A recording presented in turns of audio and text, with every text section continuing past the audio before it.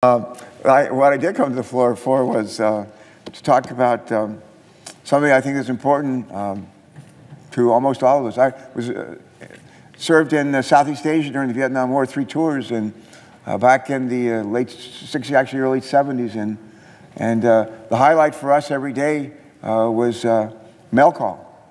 And we look forward to it every day, every week, and what we get from our families back home and friends, even welcome getting credit card bills and stuff, just to hear some connection to the mainland, and always welcome that. Today we have troops scattered around the world. They still get mail call. It's not as important to them. It's not meaningful to them. They still get packages and that kind of thing, and letters and birthday cards and so forth. But it's not as important to them as it was to us. And we communicate a lot differently now. Folks that are deployed around the world can use Skype. They can use the internet. They can use text messaging and all kinds of ways to communicate with their families, with loved ones, and others. Having said that, the Postal Service is still vital to an industry that supports about 8 million jobs in America. It's a $1 trillion industry, and it's especially important in rural parts of our country. We are a nation where most of us live. I think something like 75% of Americans live within about 100 miles of one of our coasts. Think of that. 75% of Americans or so live within 100 miles of our coast. And that means we have a lot of rural areas, the eastern part of our nation, central part of our nation, western part of our nation. And for them, a lot of those folks, they don't have broadband, so they don't have an internet connection. And for them, the mail is especially important. Places like,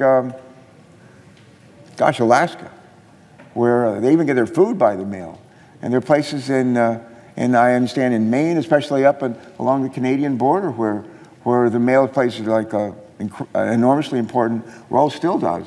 And so as we look at not just the reorganization of our government, when we look at the Postal Service, there's some people who are interested in privatizing, and the President's talked a bit about privatizing. There's been talk of that for years. Senator Collins, who's on the floor, and I have worked for a number of years to try to make sure that the Postal Service has what it has, what it needs to be successful, and to be vibrant, to be able to generate enough money to meet their obligations, modernize their vehicle fleet, which is about average of 25 years old, to be able to modernize their mail processing centers, which used to handle mostly first-class mail.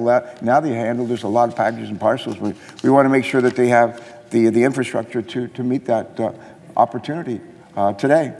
But today, Mr. President, I'm here to talk about an amendment that's important to the American people, to rural and small towns, to our economy. However, some of our Republican friends will not allow here today, apparently, allow us for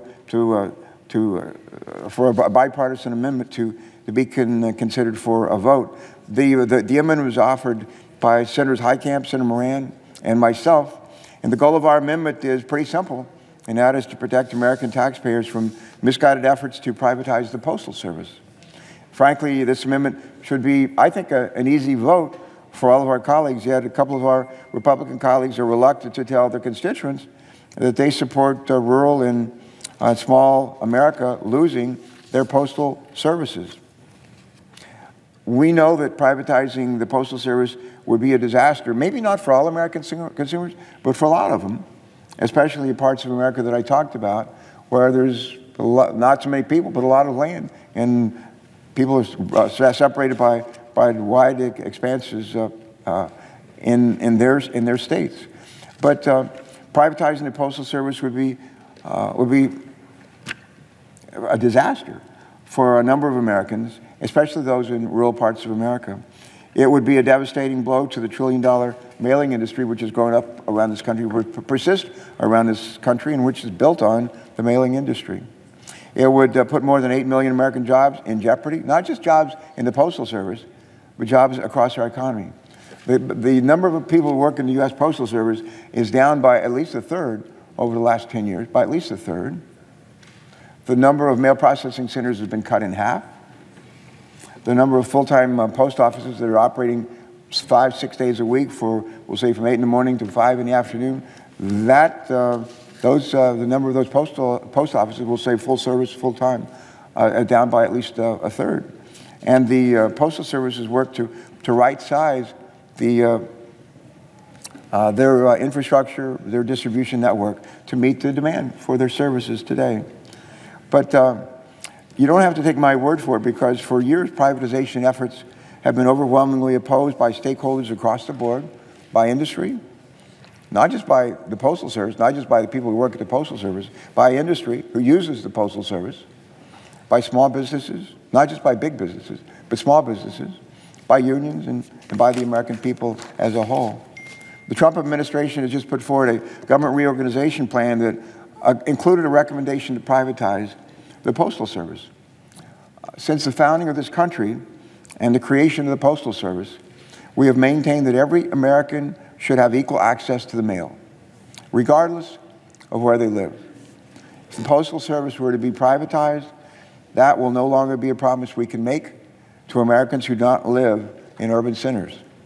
Yet we have companies like UPS and FedEx, but even these companies use the Postal Service to get to most homes in America for the final stretch of delivery. And for a lot of the folks that are being, serviced by UPS, by FedEx, the folks who actually deliver the packages, the parcels, the last mile is the Postal Service. And that's a piece of their business. It is a constructive way for them to work with these other businesses, get the job done almost as partners. If we do privatize the Postal Service, only places where it will be profitable will retain mail delivery. Let me say that again.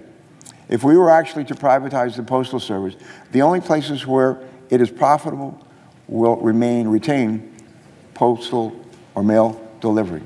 If we allow the Postal Service to be privatized, can't imagine we'd be able to maintain Alaska bypass mail, or delivery to Hawaii, or to rural mail routes along the Canadian border in Maine. Because for a private company, the costs would outweigh the profits. And they're in business to make money. We cannot let that happen. Everyone, regardless of location, regardless of age, regardless of race, gender, should have equal access to what is an essential American service.